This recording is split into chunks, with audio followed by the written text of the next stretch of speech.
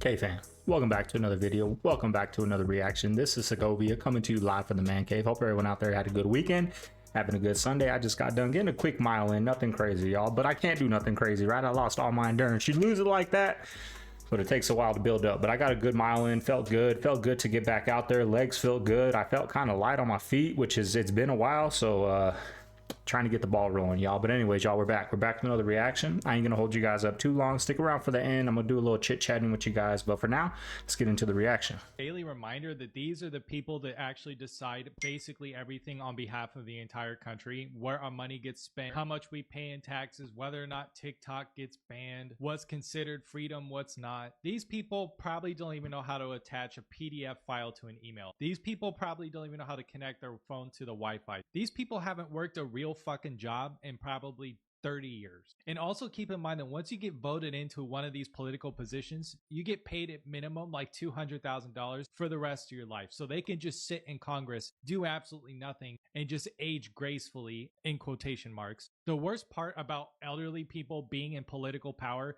is that they're not even going to have to live through the decisions that they are making on behalf of everyone else. They'll be gone by the time the actual real consequences come from their actions that they're deciding on right now. It just makes me sick. And if you look down there, I don't see a single person that looks like they are even at the age of 40. Every single one of these people is 60 plus, and there's a reason for that. And that's who decides where all our tax dollars go. Just like he said, it's ridiculous, y'all. We need a new system, a new change. We need some big change. I think billionaires should exist. No one needs that much money. I think it's inhumane. Pick any city, walk around, you see people starving, people without basic necessities. There's no excuse for that. And it's not because people are lazy or don't want to work. The billionaires that keep amassing more and more wealth so they can build rocket ships and do whatever the hell they want to do, that does nothing for humanity. Your critics say that's class warfare.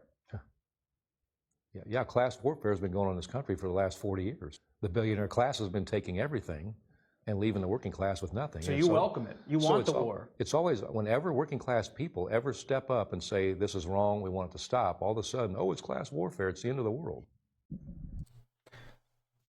I mean, it sounds good on paper, right? But there's a quote that said, we can distribute the money to everybody equally. It's going to end up back in the top 1%'s hands, right? Because what do we do when we get some money? What do we do when we got the stimulus checks, right? Rolexes, Louis Vuitton had its best year, right? We just go buy materialistic things where that's the problem. Ah! Tiger shark! Hell no. Tiger shark ran me. Holy. Yeah, no thanks. I am not on that little kayak in the ocean.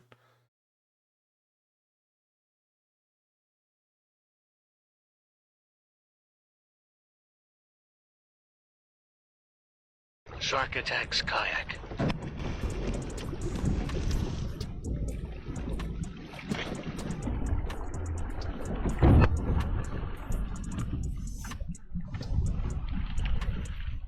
Google Ronald Reagan's address to the United Nations when he said, perhaps we need some outside universal threat to make us recognize this common bound. And yet, I ask you, is not an alien force already among us? you ever see the movie Independence Day? Of course. Yeah. That was right out of central scripting from the CIA because, I mean, let's unite the world around an alien threat. They are no threat. But I'll tell you, it's going to be spun by what Eisenhower called the military-industrial complex. Yep. So, I mean, look, there's trillions of dollars at stake in terms of keeping it secret from the point of view of energy, petrodollar and what have you. They are deeply worried about this, seriously. And that's what keeps them awake at night. Dr. Greer, where are the aliens? Yeah, where are they at? Where are they?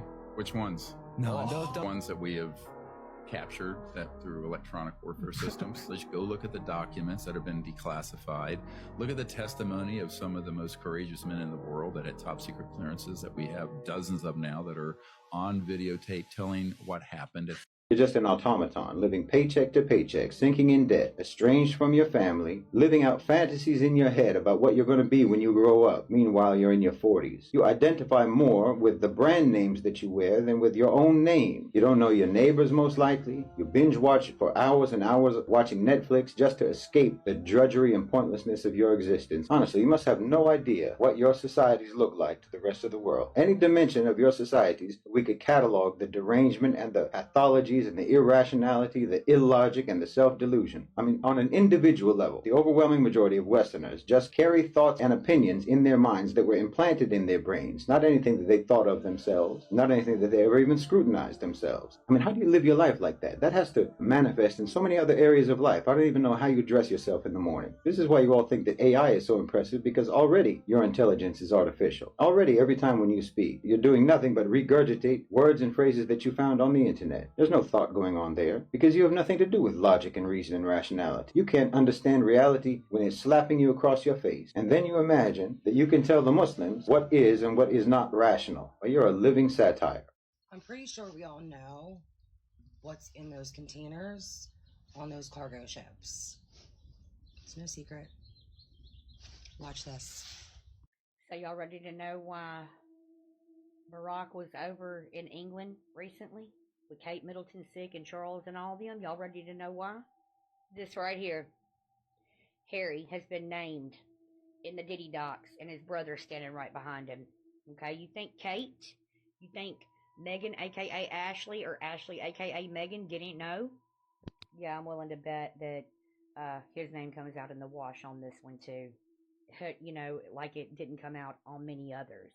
We're watching this movie play out as it was supposed to.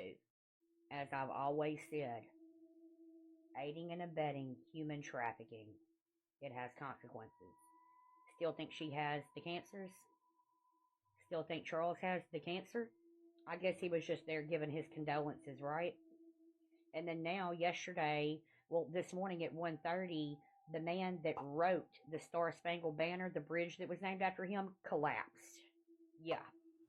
Do you remember when Donald Trump posted on Truth Social and said that he would not be able to protect Harry and that he wasn't going to? What do you think that had to do with? Because as it stands right now, he would be the only one willing to do anything because he, too, is in it. Along with that handsome fella right there. Yeah, there's William. Partying it up at a blackmail party. You know, sure, they go to the shows, but they go to them after parties. Don't play dumb. Oh, wow. Eddie Griffin believes the raids on Diddy's homes for S trafficking were staged and believes Clive Davis and the head of Universal Music Group are involved. Check this out. See, before he gets into it, but those are the real ones, right? Those are the real ones that are just sacrificing P. Diddy, right? That are sacrificing Epstein, right? Those are the real top dogs that call the shots.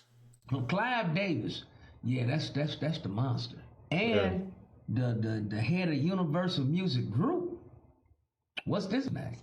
See, he's put Diddy up, and they sacrificing Diddy. They said, "No, take this. Just, we can't be involved."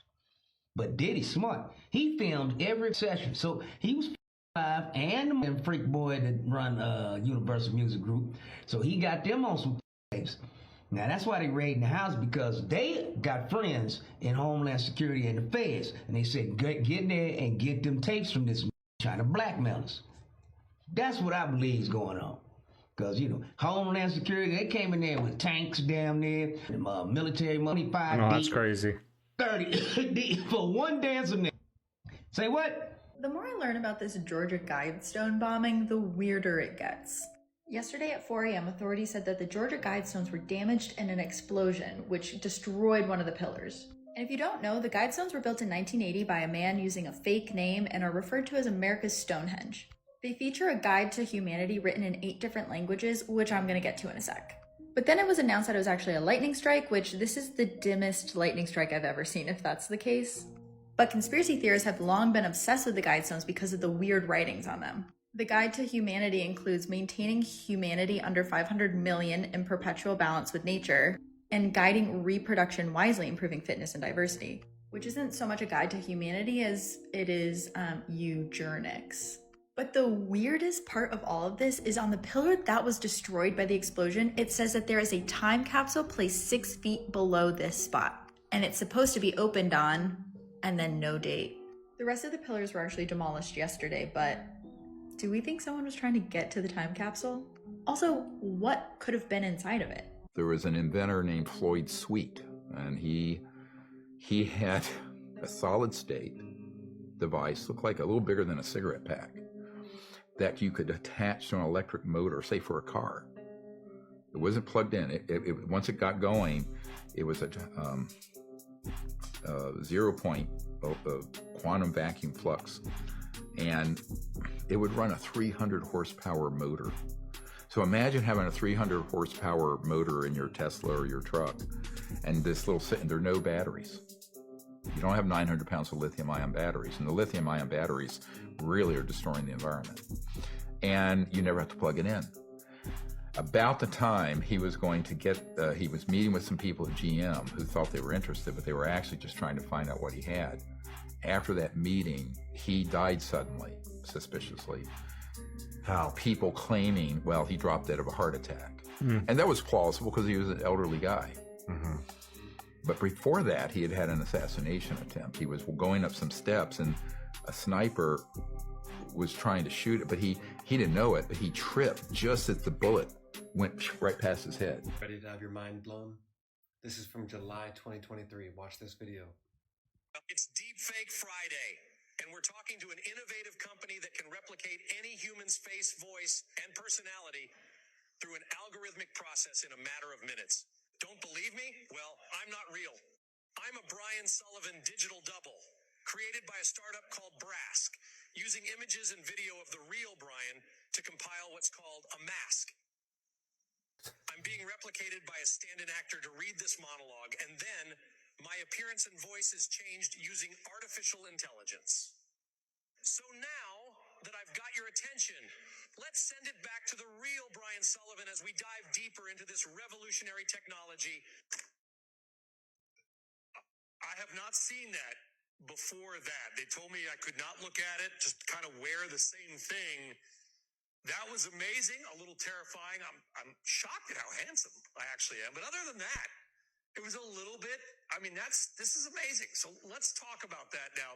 There's so now you gotta already know they're doing this with on all levels of entertainment, right? It's getting scary out there, y'all. Many ways we could fix everything really fast. Yeah. Like, you know what? First thing I would do if I was in charge of the world, besides remove speed bumps and school zones, would be to eliminate all income taxes, all of them, and go to a straight consumption tax. Meaning, if you go to a store, what you buy, you pay a percentage of that on. Yeah. And that way, everyone is buying into the system. If you're a legal immigrant and you come in here and you buy a gallon of milk, you're paying the same tax as somebody that's not. You know what would even make a quicker change, right? Because that you got to write into laws and do all these things that take years. It's got to go through the Republicans. The Democrats don't like it. The Republicans like it. So it's not going to work. You know, all that crap they got to do in the House, Senate, all that stuff. What'll make a bigger difference? Have you guys noticed every time you go pay now, every single time you go pay somewhere, they're asking for a donation? Do you want to round up everywhere? Fast food, restaurants, Walmart, grocery stores now, right? It used to be just during the holidays they did that. Now it's all day, every day, right? You know what would make a big difference? If Walmart, instead of saying, do you want to round this up? It would ask, do you want Walmart to round up to the nearest dollar, right? An extra 73 cents. Everybody would say yes, or not even, just Walmart automatically does that. Do you want to, or ask us, do you want Walmart to round up the next $5, right? If they did that every time, you know how much money they're making off us, Walmart, right? They're getting everything pennies on the dollar and charging us $5, right? And then they still want us to round the dollar up to the nearest dollar. Why don't they do that? If they did that, it'd change the world like that in one day, right? You know how much money they'd make that would get donated or whatever? That's where the change happens. Not doing these tax bull crap, because that ain't never going to work, right? Be calm. You can put your foot here, not here. Here. And do like this. Okay? Okay. I will be there. Okay. This is crazy.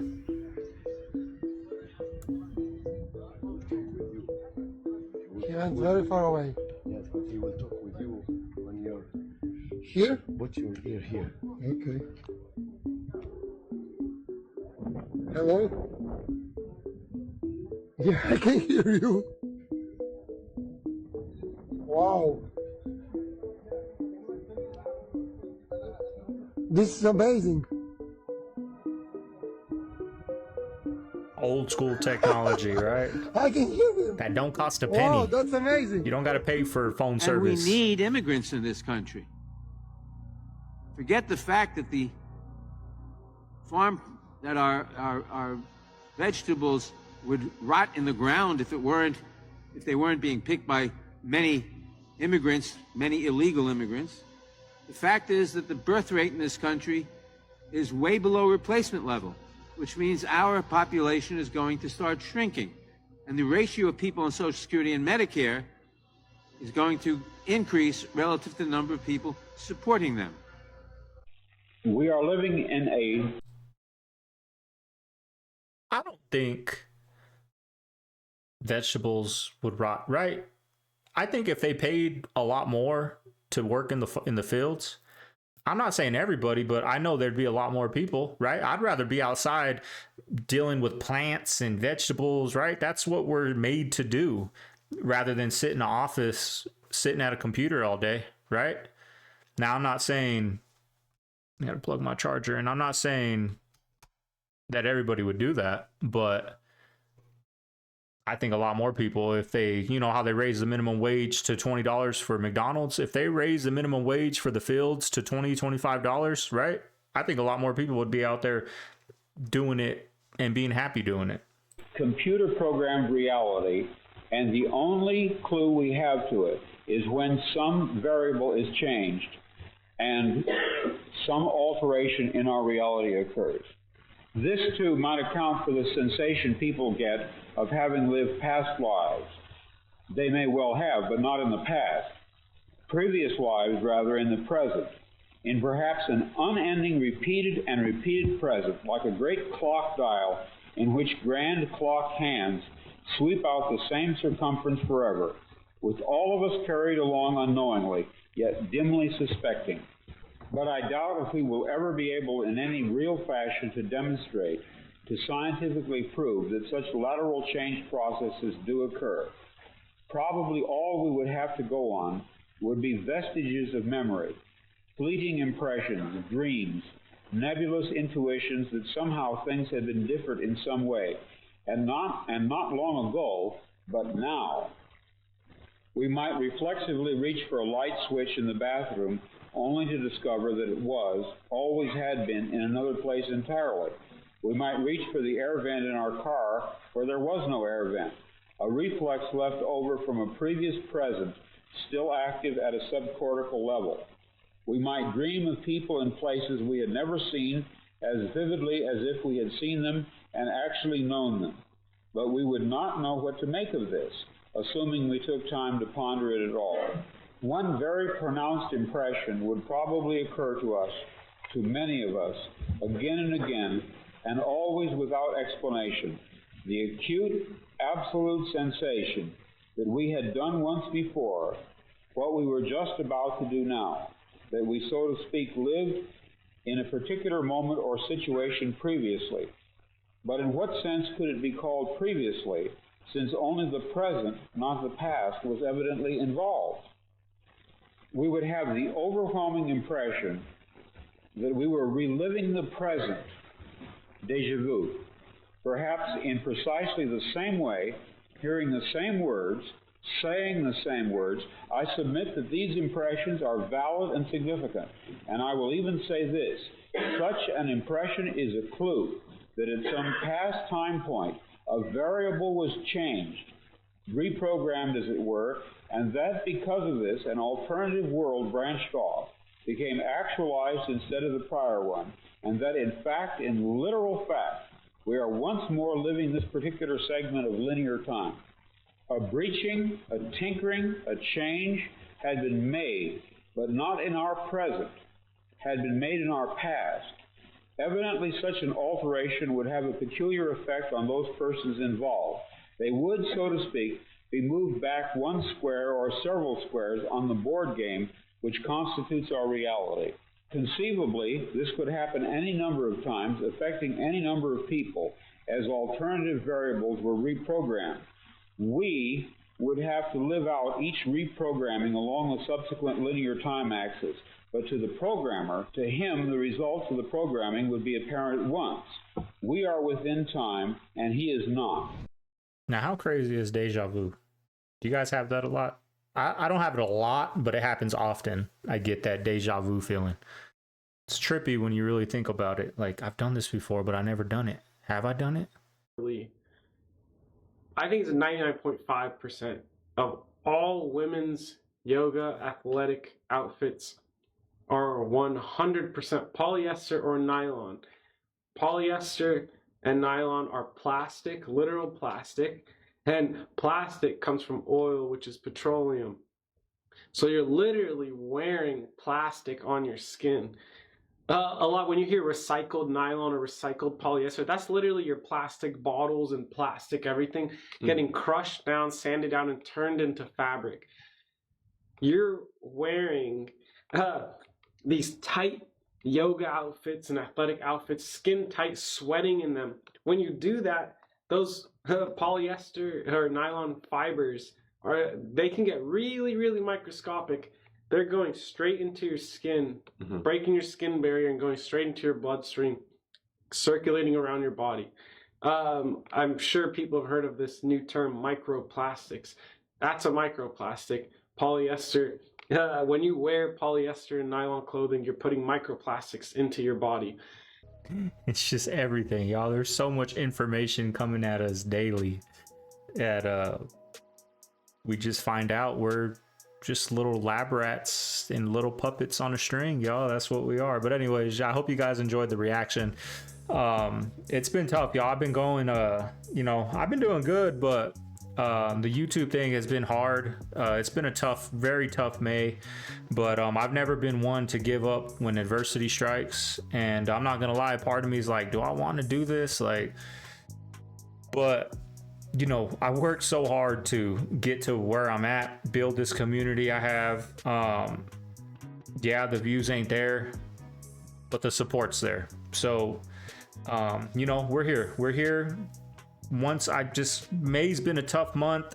We're moving on to June. It's gonna be a good month with the YouTube thing. We're gonna get back with the wheels rolling downhill. Right now we're going uphill, and it's a struggle, y'all. And honestly, it's hard to get in here and do these reactions. But reading your guys' comments, makes my day, right? So if you guys made it this far, be sure to hit a thumbs up. If you're new here, hit that subscribe button, y'all.